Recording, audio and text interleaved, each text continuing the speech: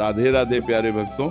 सपने में मृत परिजन क्यों दिखाई देते हैं? नारद यमराज संवाद से प्रकट पितरों का सबसे गूढ़ रहस्य।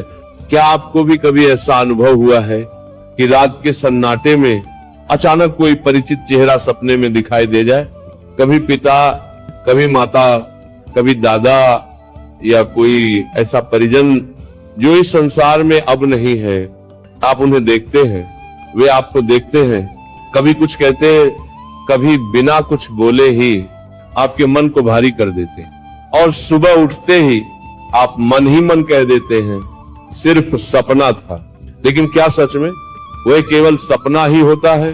शास्त्र कहते हैं कुछ सपने मन से नहीं आते, वे पितृलोक से भेजे जाते हैं। आज की यह कथा इसी रहस्य से पर्दा उठाएगी। यमलोक में नारद का आगमन। एक समय की बात है, देवर्षि नारद तीनों लोकों का भ्रमण करते हुए यमलोक पहुंचे। यमपुरी का वातावरण गंभीर था, शांत था और न्याय की दिव्यता से भरा हुआ था। यमराज ने नारद जी को देखा तो अपने सिंहासन से उठ खड़े हुए। यमराज बोले, हे देवर्षि, आपके चरणों से यमपुरी पवित्र हो गई। आज मैं स्वयं को धन्य मानता हूँ। नारद जी ने विनम्रता से प्रणाम किया। नारद का गंभीर प्रश्न।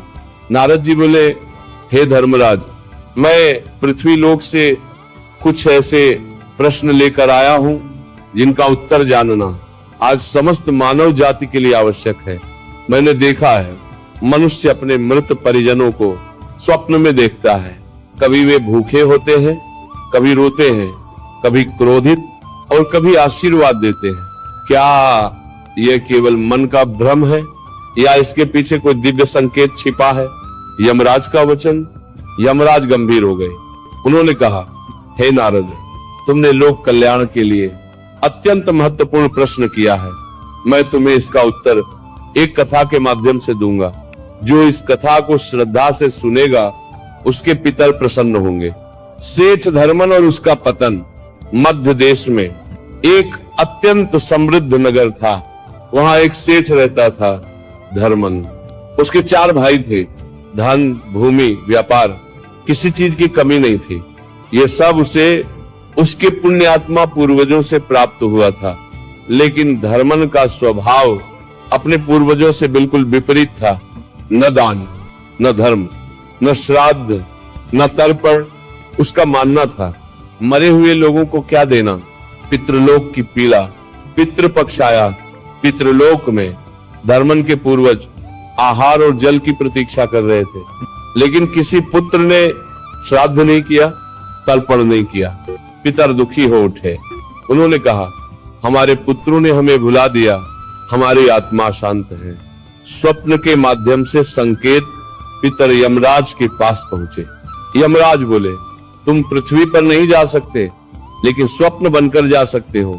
उस रात धर्मन के सपने में उसके पूर्वज आए, फटे वस्त्र, सूखे मुख, प्यास से व्याकुल। लेकिन सुबह होते ही धर्मन ने उस सपने को नजरअंदाज कर दिया। दैवी दंड।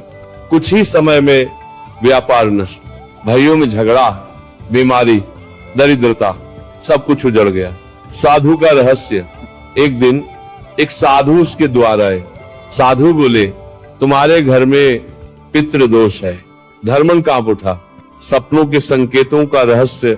साधु यमराज बोले, भूखे पितर श्राद्ध नहीं, रोते पितर संकट संकेत, क्रोधित पितर गलत कर्म, आशीर्वाद देते पितर मुक्ति।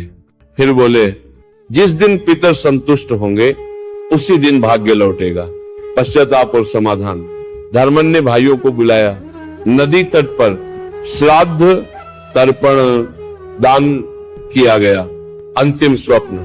कुछ दिनों बाद पितर सपने में आए।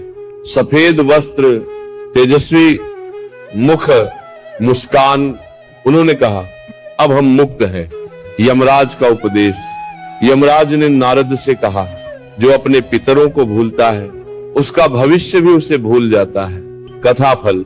इस कथा को सुनने से पितृदोष शांत, संकट दूर, जीवन में शांति।